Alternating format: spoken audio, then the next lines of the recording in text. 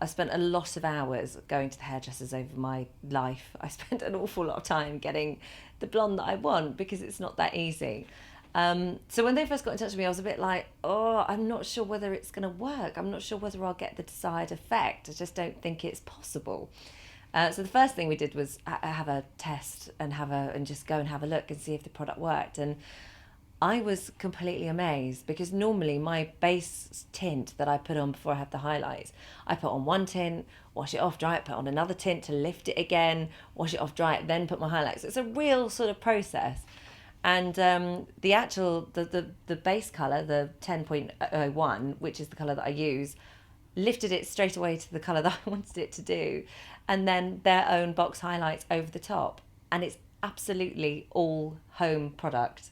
And I'm still in a state of shock that it's actually worked because it's so quick. It's going to save me so much time. Dark blonde, I guess, or sort of mousy brown, that kind of in between nondescript colour.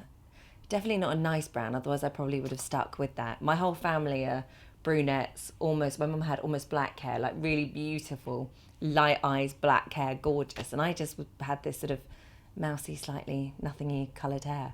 I have dyed my hair other colours throughout the years. And when I was younger, I was a bit more experimental. I had a black bob at one point. I have been brown. I've sort of up and down changed and finally decided that blonde was my colour. I think the biggest thing is finding the right blonde for you. You know, you do have to consider, consider the colour of your skin. Like I've got quite a little red in my cheeks, and I think sort of warm blondes aren't so good for me because it all looks too warm, and my hair chucks out a lot of red and orange when it's coloured, so I need to find something to neutralise that. So I think finding the right blonde's really important.